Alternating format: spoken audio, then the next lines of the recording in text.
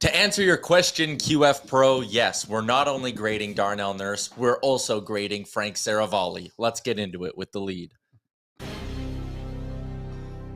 Another intro that will confuse the people who consume this show only through the podcast format. QF Pro is in the chat with the first comment, and he said, the title on my tab cuts off after Serav, halfway through Frank's name. And he said, are we grading Frank Seravalli now too? Because then the title says grading Nurse and Frank Seravalli.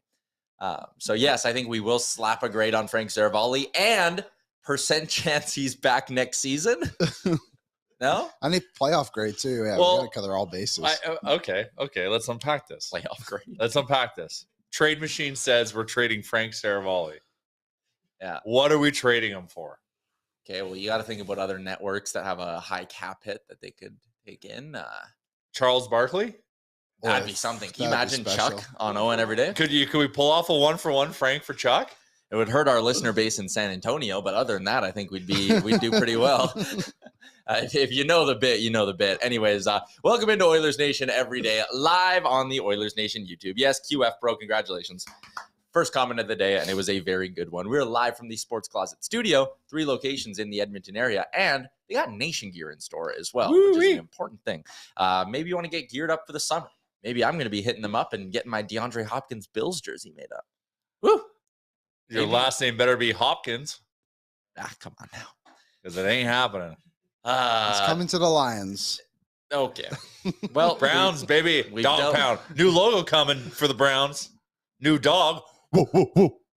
Okay. We're getting rid of the brownie. Frank Seravalli is going to stop by in about 15 minutes time. We got It's an elfish figure.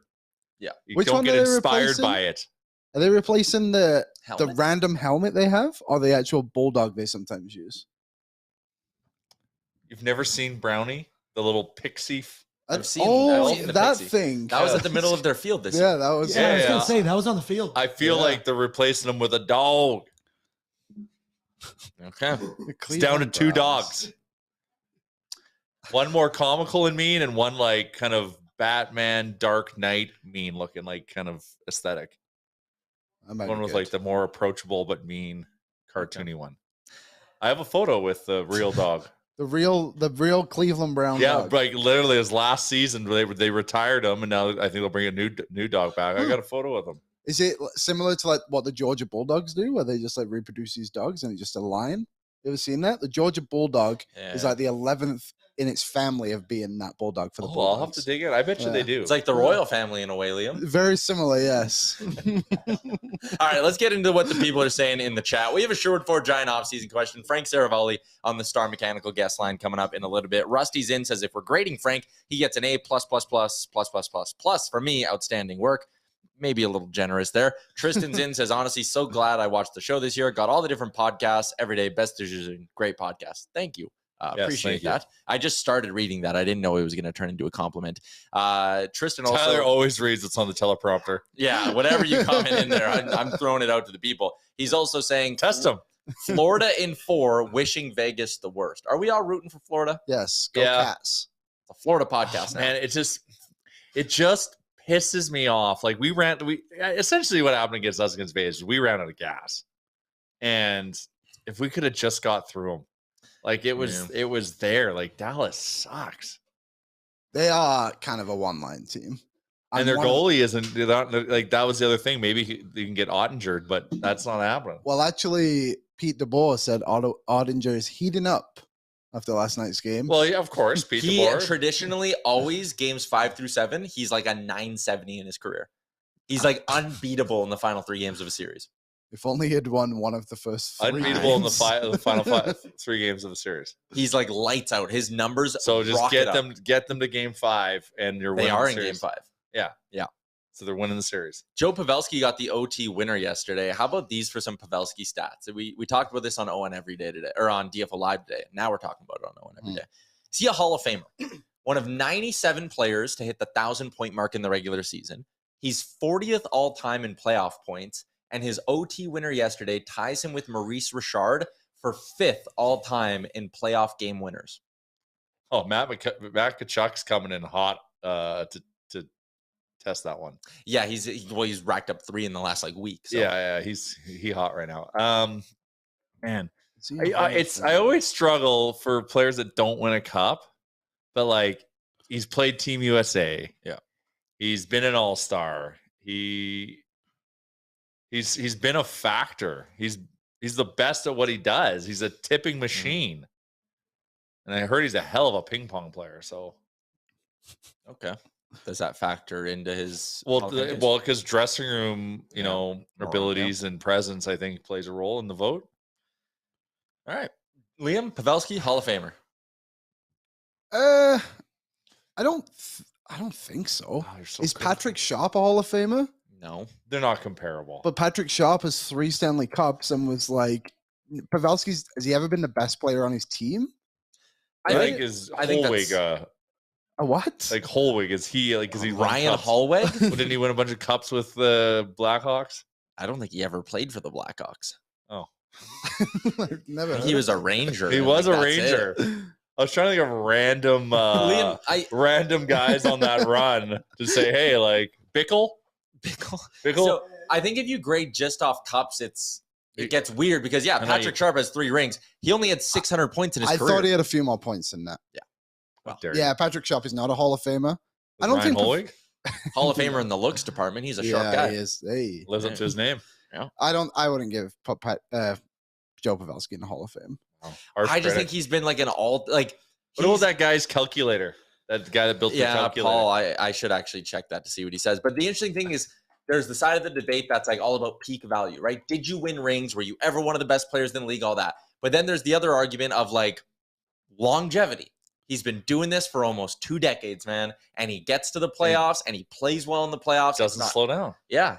So I don't know. There's definitely a case to be made. He's never been a point per game player. He's never had a point per game season. Does that matter? I don't know. Like he has 1,000 points, 1,200 games. So he's done a lot. A 7th round pick too to like come from that to where he is it's quite incredible. So Paul Paduti is at Adjusted Hockey. He's done some stuff with us at Daily Faceoff talking about players in their Hall of Fame cases. This guy's basically dedicated his career to just Hall of Fame cases and the numbers behind it. So Joe Pavelski, he gives them a check mark and says that he is a qualified, not inner circle, not superstar legend of the game, but he has done enough in his career, according to Paul, to qualify for the Hall of Fame. And that was as of April 11th. So the next month last month and a half could have even changed it. It'll move the needle. So Paul Paduti and his numbers at Adjusted Hockey says he is. All right, let's get into our Sherwood Ford Giant offseason question of the day. We're going to talk Oilers. We're grading Darnell Nurse later. I got some questions about Yamamoto and Ceci for our insider Frank Seravalli. But our Sherwood Ford Giant offseason question today is looking around the league a little bit. We all will have a close watch on what Ken Holland and the Oilers front office does in Edmonton. But the question today is outside of the Oilers, which team are you watching the closest? Which team are you most intrigued by this summer? Liam? I'm going to go with the Pittsburgh Penguins. Really? They have no general manager. They have all these guys who are kind of coming to the end of their career, but still very, very good hockey players. So, like, what can they do this summer? I think they have like 20 million in cap space. Like, It's just going to be very intriguing to see like how they try and put this together to try and give Sid, Malkin, and Letang one more run at the cup. Mm-hmm. So I don't know. I don't know who's going to take the job there. I don't think it'll actually be Kyle Dubas, but I think it's an intriguing one overall. The GM situation there is interesting. I think they'll be active. You mentioned the 20 mil. They got to re-sign Jari or get another goalie. So let's say they have 15 mil to improve that team. They need a D-man and a forward, really, because they got to replace Zucker, a few other lower pieces, and then they got to replace Brian Dumoulin. They have their first rounder this year, no second rounder. They have a pick in each of the first 4 rounds next year. Here's a great little board to outline who they're kind of losing. No one that crazy. I think they'll probably make a play for JT Miller again in Vancouver. I wonder, if it wasn't an in-division deal, I bet you they would love to get their hands on Kevin Hayes, but I don't know if that's necessarily realistic. But I bet you they make a hard push for JT Miller in the summer. I can see that. I can see that. Pittsburgh is last dance mode, right? Yeah, pretty much. Can they do it? So it is interesting. Wherever Kyle Dubas goes will be also interesting to follow. Yeah. My team? Yeah, who's your pick? Well, it's hard for me not to just think about the Carolina Hurricanes. Like, they don't have enough. They have enough to get to a point, but they don't have enough to get past that point. And it's been talked about now for years that they don't have that piece to get past that point. And, you know, they didn't go and get Timo Meier. Like, tried. Well, but didn't try hard enough. Like, they should be in whatever it takes mode right now, because the team is good enough to get them to the quarterfinals, like, automatic. Yep.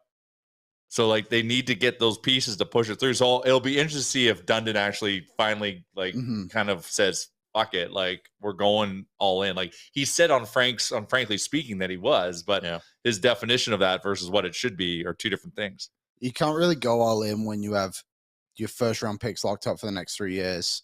Well, every single pick is locked up for the next 3 years besides their third round pick. They should trade for Austin Matthews. I'm just saying it right now. They got an extra third too, right? Like, they have the draft pick capital, they have the cap space, $24.12 million in projected space, and that's Austin wants all of it. And that's with the cap only going up $1 million. Cap goes up more, they're going to be able to spend. And also, you look at the actual, like, assets they have on the active team. Brady Shea and Brett Pesce both going to the final years of their deal. They could look to move one of those guys and probably get a decent return, or add them into a package to maybe a team who's looking to move out a forward and bring in some defensive help. Oh, wonder why that is. Canes could do some damage this offseason. They have to, because it's not like, sure, add Pacioretty. Well, if Pacioretty comes back, it's shit or get off, but it's not like they gotta.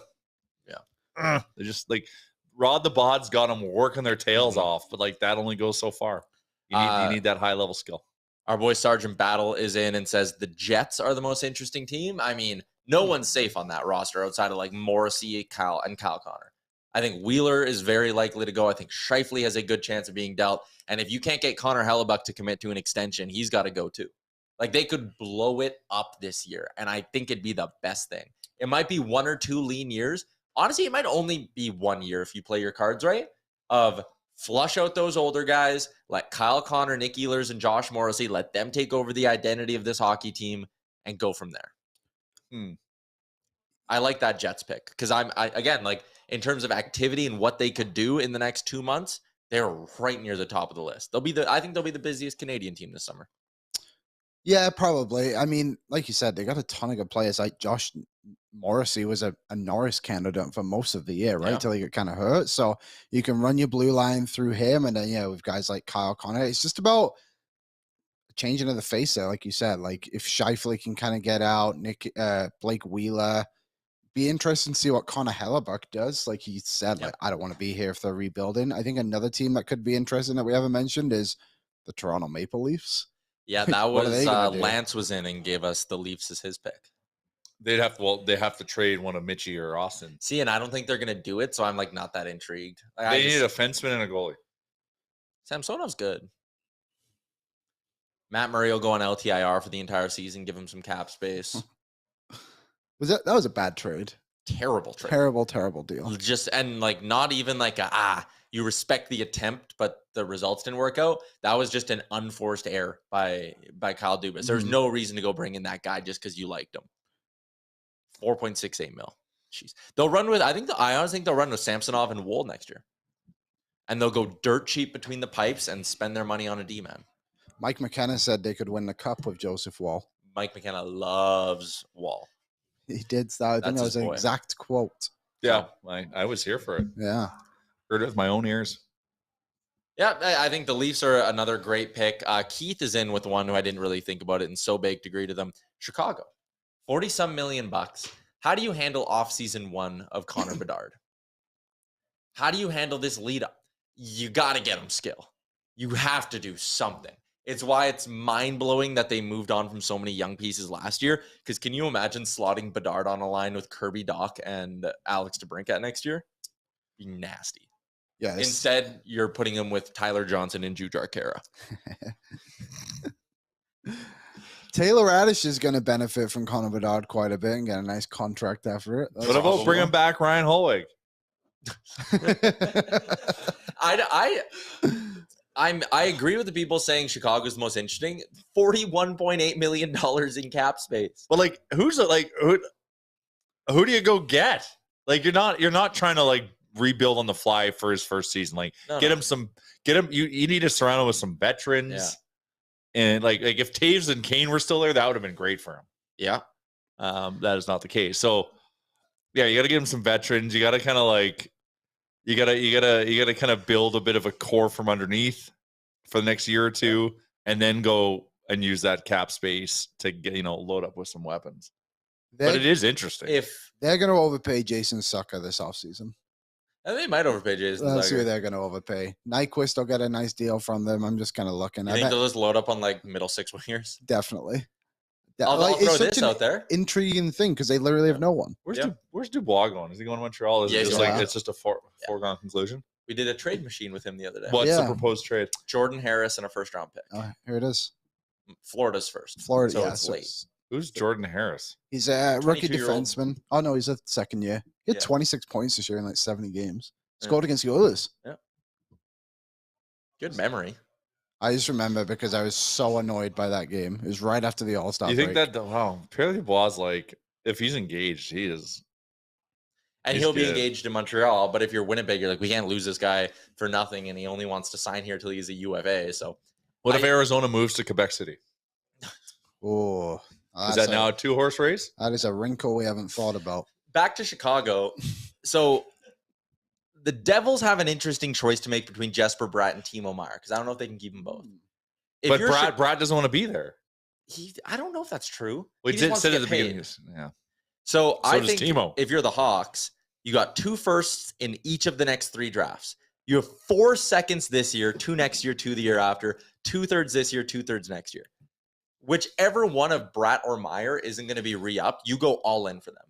Because either one for of like a max deal, like 8-year deal type thing. You trade for them because they're RFAs, and then you lock them up for good. Yeah, because you want. Yes.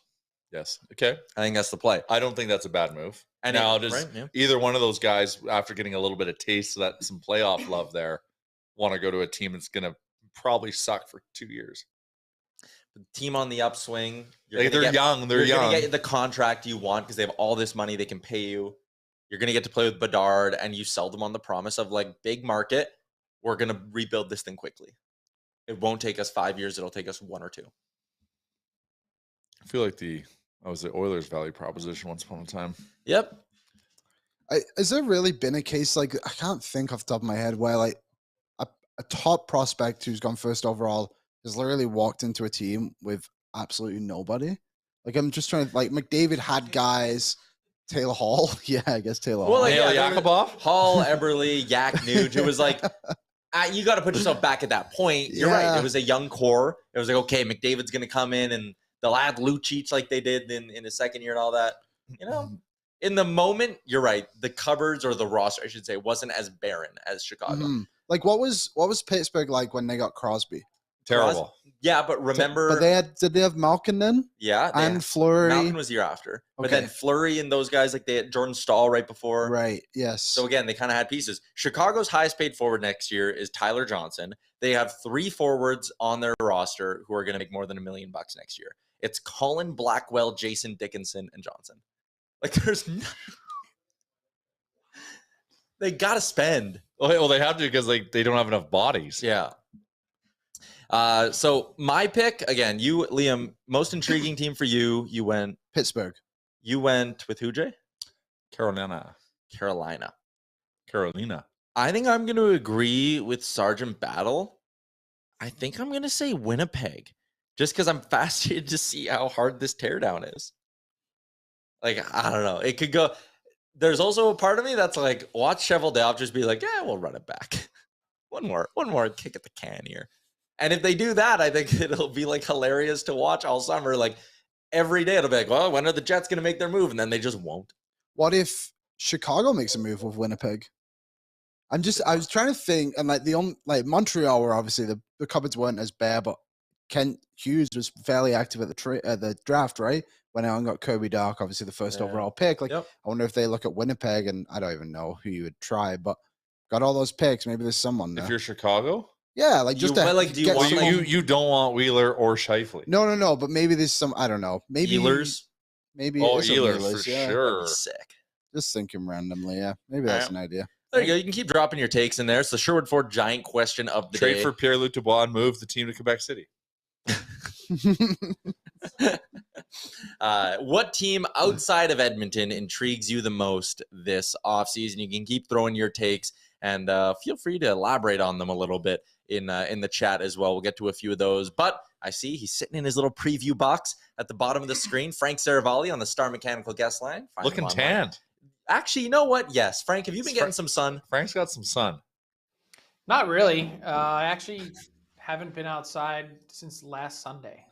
So, like, what do you mean by that?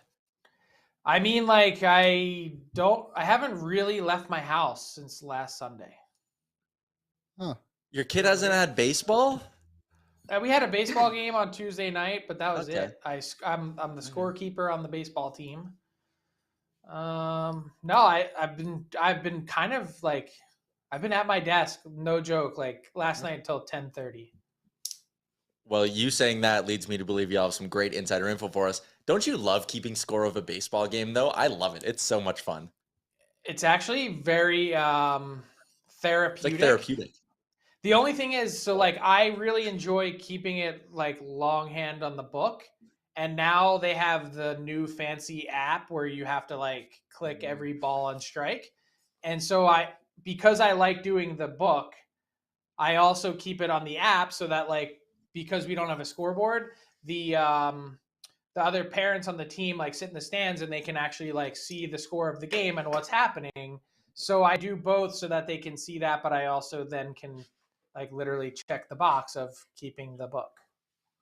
I know. That makes me a huge dork. If I win the lottery, I would just like go. You and Tyler should start a podcast. I would keep the score. I would go to like Jays games with a book and just sit by myself and keep score of baseball games. I'm not even shitting with you. That sounds like such a nice afternoon. Do you keep balls and strikes, or do you just do like what happened to the batter? Well, the only time I ever do it is at like my slow pitch games when I'll grab the book and do it. So I just keep what happens to the batter, but I would love to do it for like MLB games. So when I used to cover baseball, I actually have like the scorebook of all the Major League Baseball games that I was at, and you like sit there and do. That's what you do in the press box when you cover Major League Baseball games. Hell yeah. I might switch it up. I might try to get on. The Riverhawks need a scorekeeper? Aaron? We're always in the market. There you go. I might have my summer plans coming together here. All right, let's talk some hockey, Frank. Today, our Sherwood Ford GIANT question was, which team outside of Edmonton intrigues us the most when it comes to their offseason situation? Give us a team you're kind of looking at with a raised eyebrow and going, ooh, it's going to be interesting there. I mean, I heard you guys chatting. I didn't hear anyone mention the lowest of the low-hanging fruit in the Toronto Maple Leafs, did I? No, a listener brought it up, but we didn't dig into it too hard. Yeah, I mean, just the sheer intrigue around, does someone go from their core four? Who's their next general manager going to be? They have to hire a coach. Like, this is one of the best regular season teams in the league over the last 5 years. 0 playoff success to speak of.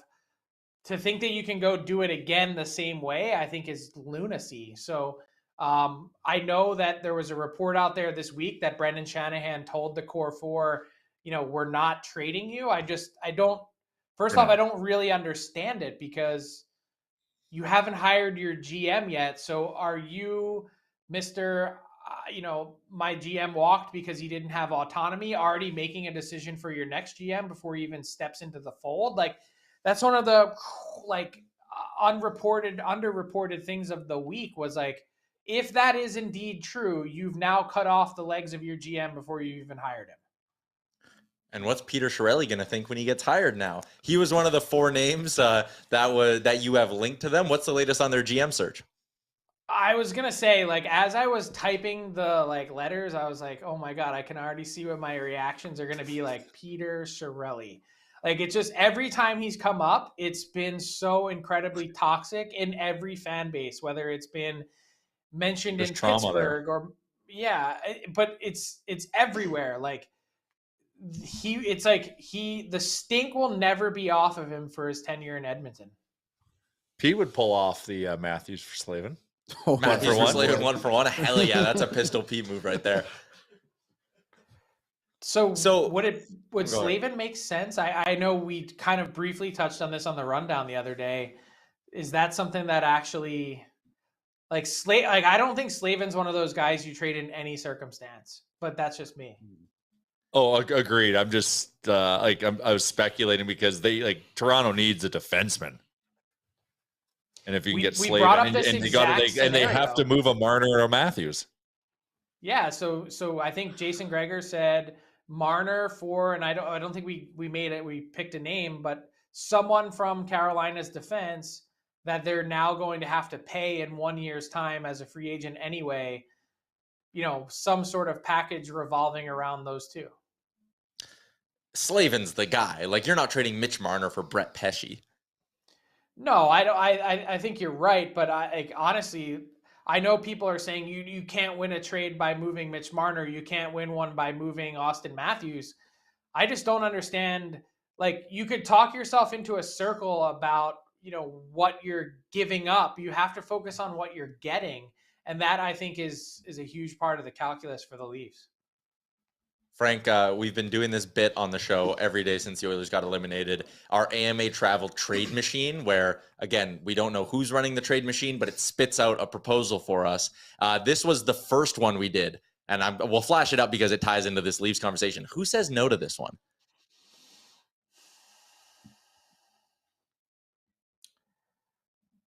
My guess would be the Preds. Really?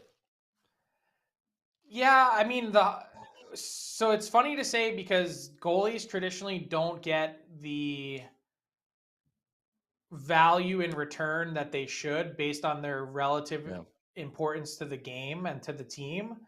And I think part of it is due to the fickle nature of the position. You don't know what you're getting year over year, but more to the point, they're like, hey, you could just pick a guy off the scrap heap as a free agent and pay him less and get relatively the same margin of success in net. So that's always been the thought process, which keeps trade values for goalies down. I would certainly be looking at something to get Saros if he became available, but for Nashville, then they need to turn around and pay Nylander in a year. Doesn't make any sense for a team that already has a couple crazy long contracts in Forsberg and Duchesne. They've got a whole bunch of things going on offensively that don't really make sense. And to add another long-term forward into the mix, as talented as he is, to then also rip the backbone of your team out in Saros, it doesn't make a lot of sense to me. If the trade machine nails one of these, though, we're having a party. Oh, yeah. Okay, we got to ask you some Oilers questions here, Frank, because it is Oilers Nation every day. The big thing for the Oilers is going to be how can they clear up money this offseason? And the likely names on that list are Cody Ceci, Tyler Yamamoto, and Warren Fogle. The thing I'm kind of struggling with when I try to, think about what the GM of this team can do in the summer is, do those players have value, or are the Oilers going to have to attach assets to move them out? Do you have a read on that? Will there be teams calling and saying, hey, we'll take Cody Ceci's full contract off your hands for a 4th round pick? Do they have value, or are we overvaluing them because we watch them 82 times a year? You're not overvaluing them, and I don't think you're undervaluing. I think you're asking the right question. I think with someone like Yamamoto, based on the way his production was so decreased and diminished this year, mostly due to the injury, that I think you're going to have to attach an asset to. I think if you wanted to move on from Cody Ceci, it's not such a crippling cap hit, and the term remaining isn't so onerous that you wouldn't be able to, you could get probably something, like you said, a late round pick to try and get rid of him and to create that cap flexibility. But what are you doing with that cap flexibility? That to me is what matters. Is it signing Bouchard to a long-term deal as opposed to a bridge? Is it going out and tackling a bigger name free agent? One of the names that Bob Stauffer mentioned on Oilers Now, which he always seems to be plugged in, was Damon Severson. And I was like, man, that's an interesting one. That if you could foresee a path in which Bouchard is bridged, and also, you had the flexibility of getting rid of Ceci, you could start to see the dollars and cents work for something like that. But that would be a pretty sizable upgrade, I would think, and really solidify the Oilers' top four in a big, big way. Hear me out though. Damon Severson, 6x6, hasn't played a ton against elites in the past. Scott Mayfield, 3x3.75 on his AFP projection. Frank, wouldn't it make more sense to just not go $6 million on one piece and go, okay, if you can move out CC and Yamamoto, go spend 3 to 4 on the D-man, go spend 3 to 4 on the forward, and upgrade both those spots in free agency instead of blowing the cap space on one? I get exactly what you're saying, and I understand why Mayfield has the intrigue because he does play in a lot of situations and he's pretty well-rounded. Personally, I just don't think he makes anywhere near the impact, and I also think this AFP projection is a bit low. I think Scott Mayfield will end up somewhere in the 4s, and I think when you compare the difference between Severson and Mayfield impact on the ice relative to those cap hits of what they're going to be playing at, I think Severson is the better buy. Interesting. I'll ask you a question, Frank. Okay. What kind of Ken Holland are we going to see this summer? Do you think he's going to be aggressive to improve this roster in big ways, or do you think it's just going to be kind of a couple of small moves here and there, just improving small, and then maybe do something at the deadline again? I would guess it's probably going to be pretty aggressive. I would think that you should be aggressive. What was his line? I don't invest in green bananas. That was a signal to everyone that they understand if the trade made for Ekholm at the deadline wasn't a big enough signal, that this window to win with Connor McDavid and Leon Draisaitl at the absolute height of their powers is right now. And we've talked before how they kind of had an unlucky circumstance with some of the injuries that they had to their next rung down of players in the lineup in the playoffs. But, I would think that nothing is off the table in terms of how the Oilers can pursue it. Are there going to be drastic major core pieces changed out? I don't think so. But I do think that there's plenty of room left, particularly when you look at the right side of this team's offense, that really gives you an opportunity to improve on the margins, because stacking up a series of 5 incremental wins, I think can add to something pretty big. What about their kind of pending UFAs here and RFAs to an extent? Do you think the Oilers will be hungry to bring back the Costins, the Bukestads, and the Yenmarks, or do you think those are 3 spots where maybe Holland would go, hey, I think I can upgrade these guys in different ways in free agency or via trade? I think they're probably intrigued in engaging in some kind of conversation, but have a really specific price set in mind. I think they really liked what they got from Kostin, and he was sort of the one guy that wasn't afraid to drag himself into the fight and others. They enjoyed that part of his game, the little edge that he brought. Bukestad, I personally think he overachieved last season, had a pretty gaudy, goals total that is going to get him, a bit more money than probably what the Oilers can provide. I don't know that he's chasing that. So it'll be interested to see where that comes out in the balance of it all. But I also wouldn't be surprised to see them just, hey, Derek Ryan, do you want to come back for 1 year at slightly above the league minimum, that we can sort of pencil you into a spot that it's the old reliable, the steady, exactly what you're getting. So that's sort of how I would stack everyone up. Mm-hmm. Yeah. Do you have anything to add, Jay? Liam just disappointed me. Why? I can't tell you why. Okay. Fair enough. I'll tell you what, he's not a company man. I'll tell you that much for free. What did he do? Did he break wind? No, I don't even want to say. You were looking at his computer screen, so whatever Liam was Googling did not.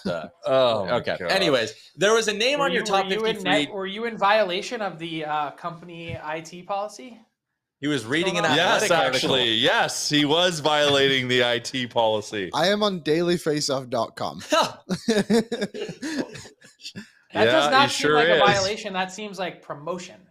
Yeah. Yeah.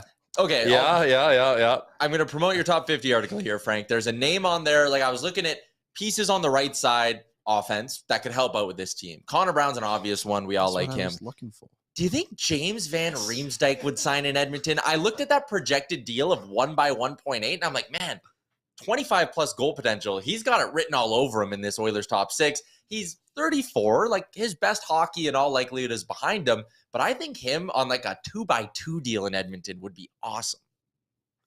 So I do think that he would be willing to go anywhere. He was one of those guys just sort of checking in with his camp around the deadline that was like, yeah, whatever, I don't care.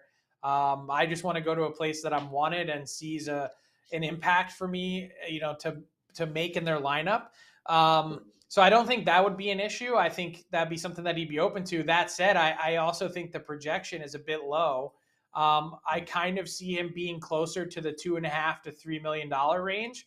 But we'll see. I would think with someone like him and with someone, to have him make a commitment to live in your city, I would only want 1 year. Like, I don't think you need to go a multi-year deal in order to convince someone like that to stay. He's made a pile of money in his career. Doesn't really, the fit to him, I think, and to many other free agents is just as important as the dollar figure. And he wants an opportunity to have success. So I could see that being a perfect fit in terms of lineup and impact. Like, you can never have enough of those Joe Pavelski type, not to say he plays the same way, but the net front presence, the ability to tip pucks, can improve your second power play unit, can give you meaningful minutes. Like, he's never really in trouble in terms of the 5-on-5 aspect of it. Like, it makes a lot of sense. I just don't know how aggressive or how high on the Oilers list he would be. Before we let you go, do you want to see what the trade machine's cooked up today? Sure. Machine. All right, Aaron, do we got it? It's a deal between Washington and Nashville. It's Evgeny Kuznetsov and the 40th overall pick for Ryan Johansson and the 24th overall pick. Who says no?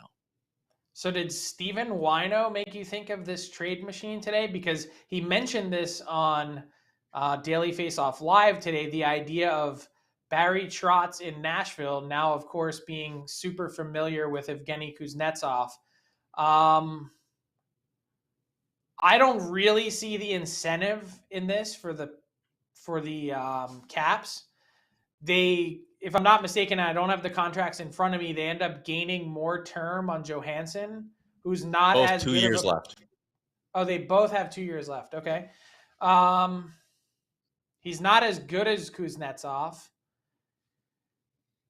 Move up But 16 you get a spots in the first draft. round pick. Yeah, that's not enough for me. Okay. So I would say the Washington Capitals say no. Darn. Another L for the trade machine. We almost got it, though. Well, we were close. Maybe we should retweak its algorithm. I'll talk to him. Him. You You gave it a name? What's the machine's name? Anyways, Frank, thanks for joining us today. Tie bot? See you guys. Okay, bye, Frank. Frank Seravalli, scorekeeping extraordinaire and NHL Fellow insider. scorekeeper. Hey, Yeah. It's part of the guild. yep, part of the scorekeeping guild. Let's move along. First off, Frank Seravalli's appearances, as always, for Star Mechanical, 24/7 emergency service. Boom, 780-481-8873. Don't call the number and give them your thoughts on the Oilers free agency. That's an important phone number. Don't use it for things like that. I'm watching The Night Agent Okay. on Netflix. Have you seen about it on the night? No, I'm currently watching Castle of Modern Family, so I've not made it that Oh, far well, yet. enjoy the run of Modern Family. It is laughs oh plenty. Yes. It's about a guy who works in a room in the basement of the White House that has to answer the phone for agents to call in when there's night action. Oh. Anyways. Cool. Let's do our Star player- Mechanical. Yep. Player grades. Only call them if it's important. And they got your back. Player grades also brought to you by Star Mechanical. This is an interesting one. We're going to spend the final few minutes of our show on this, and I think people will not like the grades I gave to number 25, Darnell Nurse. 82 games this year, 43 points. That's actually really good production for a defenseman. There were some tough moments in Darnell Nurse's season. I think some of his mistakes are obviously very noticeable to people who watch the game, whether you're like a diehard or you're casually watching. You've noticed Darnell Nurse's mistakes. I think they get overblown because he plays so much and has to take on such a big workload. He's constantly playing against the other team's best players. I think for the most part, he does a good job. I think his partner makes him look a little bit worse at times, and I don't like. Get him a better positional partner, and his mistakes will be way less noticeable. He makes a lot of boneheaded plays. I'm not saying he doesn't. Yeah. But I also think Darnell Nurse does not deserve the reputation he has with a lot of the fans here in this city. It's because of the contract. I know. That's the thing, right? If he was making $7 million, $8 million, we'd be less critical. But like 9.25 or whatever it is. I'm not here to grade his contract. I'm here to grade how would you grade his contract? In the regular season. Not good. But if someone gave me $9 million to do this job, you can't blame him for signing it. Yeah. I gave Darnell Nurse a B- for the regular season. In the playoffs, I gave him a C. I thought there were a few more rough moments in the playoffs, and I want guys who elevate come postseason time. And Darnell Nurse certainly did not elevate come the playoffs. So I knocked him down a hair. Probably could have gone C+ in the playoffs, if I'm being honest. But regular season, I gave him a B- because, again, I'm not grading his contract. I'm grading what he brought to the Oilers. And what he brought was a guy who, for 82 games, played on the top pairing for this team. And damn it, they made the playoffs, almost won the conference. That's worth something. If you want to sit there and be like, oh, the turnovers, oh, this, oh, that. Okay, well, let's rattle off all the good things he did. For every turnover, you can find 2 or 3 plays where he breaks up a cycle, where he makes a nice pass up ice. All of that stuff. The Oilers are better with this guy on their roster, cap hit aside, point blank. I agree. I would actually probably give him like a B+ for regular season score. And I mean, to score 43 points, essentially even strength all season, like it's very, very impressive. I think he finished in the top 10 in that category, plus 26 on the year too. I know plus minus kind of is what it is, but I don't remember the last time an Oiler had a plus 26 or something close like that. And I mean, like you said, he's consistently in the team, 82 games. I think Cody Ceci brings him down quite a bit. And once we saw Ekholm come in too, like the weight kind of came off Nurse a little bit. So I think that's fair to bump him up to that. I would give him a C in the playoffs because, like I said, he didn't really elevate. And also he got suspended for something that was very avoidable. Yeah, that's fair. So I think that's got to bring him down a little bit to his back-to-back playoff runs now where he's been out for a game through being stupid, quite frankly. But last year CC was better. Yeah. And Darnell was better. Yeah. And this year CC was not the same. And Nurse was not. And Nurse was not as good. It goes hand in hand to an extent. Yeah, it's interesting. Like I like what he brings to the game. He can skate, he can move the puck, he can score here and there, especially even strength. He brings the physicality and some grit, which I love. But yeah, no, he's prone to make a mistake, have a brain fart. Let's just call it that. He is. I like this one from QF Pro. Before Ekholm, C-. After Ekholm, B+. Yep. Bounce those out to a B- on the year. Play him less, yeah. Just like the other thing also is the contract kicked in. We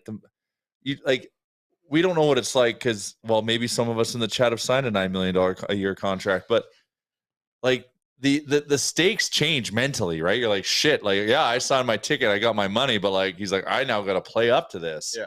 And I also found beginning of the season, Darnell was just trying to do too much. I think he was trying to like force the issue and like do this. And like, he was just like overthinking things. Like he's just gotta put that contract in the bank, literally, and just like focus on just being him and playing his game.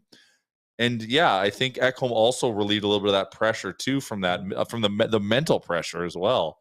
Like the Ekholm effect was like touched a lot of our defensemen, but I think if we can get him a better D partner and he goes back to this season just to like bubble mode, like think about not bubble, the Canadian division, mode, yeah, and just like how come with that mentality. Like he was in the Norris conversation. Mm-hmm. Yeah, he was. So, and maybe it's because he was in the Canadian division. Like there's a lot of variables there, but like if like he looked like he played great, like from a fan perspective. So there's something there.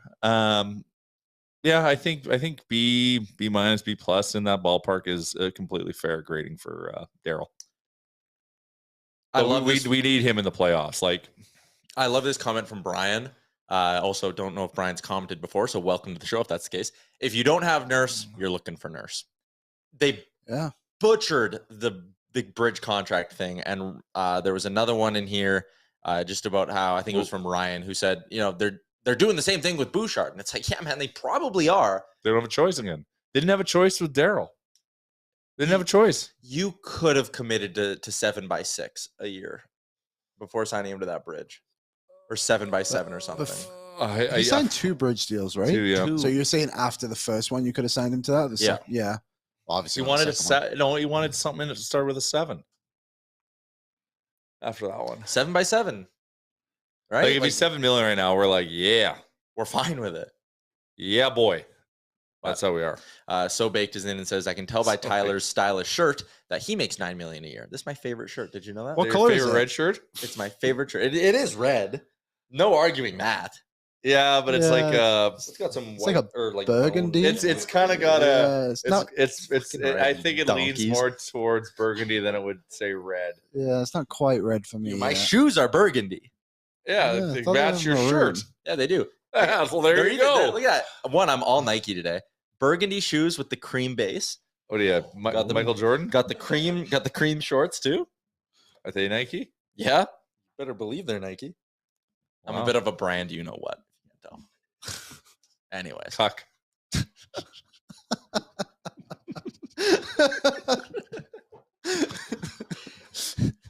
Okay. Wow, we went 47 minutes today, guys. Great work. Great work. Good to have you back on the show for a day, Jay. Yeah, I'm sure I made it.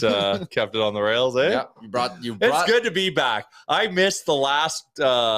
last game day. You the last Sherwood Ford Giant Game Day show. I was in Vancouver, but I was with the captain, so but I was just so devastated. I was in Vancouver, so devastated. Yeah. But yeah, maybe if I was here, maybe once a week. the woulda, shoulda, couldas, Once a week going forward. Oh, I'm in. All right. I Liam, need it. I need it Every day I'll be. Yeah. You're going every day all summer? until free agency. Oh yeah. Well, maybe I could do 2 here I and think there. we got We'll see. 27 more. 27 more till free agency. Who's coming? Yeah, that's a good point, Liam. We should, or Aaron, we should wrap up the show with a little bit of Betway. What are we Got to looking at? manifest So for my Toronto Blue Jays. okay, I'm in. Jays run line, Kevin Gosman strikeout prop tonight. Hammer it, hammer it, hammer it. I'm even going Vladdy home run, but that's just purely betting with my heart. Jays run line, Gosman K's on Betway, 19 plus. Please play responsibly. Who are they playing? Ohtani Minnesota. home run. I don't even know if he's playing. There's a 95% chance he is. Ohtani home run. Yeah, I'll ride with you. I don't know. There's just not really a lot going on today. Is there No NBA. That's tomorrow. hockey no was last night. NHL. Does Dallas come back? I think actually Dallas might win one more. Well, But to be fair, every time I've said something's going to happen, the complete opposite has happened. So the series is probably done. me too. full disclosure, me and a buddy formed a Windicate going into the final 4 of the NHL playoffs, And and we put a sizable bet on the Dallas Stars. so you're in trouble. So, and you know what was funny is Florida was paying better than Dallas. And, we thought about it, but I thought maybe Jamie Benn was going to will his team with Ottinger. Then he decided to fall and put his stick out in front of him to land and happened to land on Mark Stone's neck. Pat's in says Memorial Cup's coming up too. There you That's go. good. Who do you think will win? Seattle. They're loaded, bro. Yeah, They're West So's is Cam- good. so's So Kamloops, bad. so- Yeah, Kamloops loaded is up. good. I think the West will finally get a win at the Memorial Cup. That'd be West is best. West is the best, although Quebec is very, very good. They're not the West. No, I think Kamloops wins. Oh, hometown. Hometown. The host always makes it. It's so like then that always opens up the debate.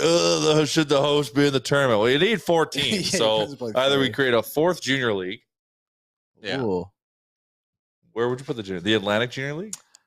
You could just leak into the U.S. a little bit, Oh, they would never. Well, they already leak into the U.S. but maybe you just leak a little more. Right down California. Take it. A California CHL league. Oh, I thought you were Yeah. saying add a USHL team to the Mem Cup, and I was saying No. Like just kind of make a expand. yeah. like Nah. The AJ. Yeah, the Brooks Bandits would compete very, very They well in probably these. would. they tournaments. pay their players though. They circumnavigate. Like I don't know if they'd be welcome to the CHL level. Allegedly. allegedly pay their players. All Yeah, right. that was my allegedly tone.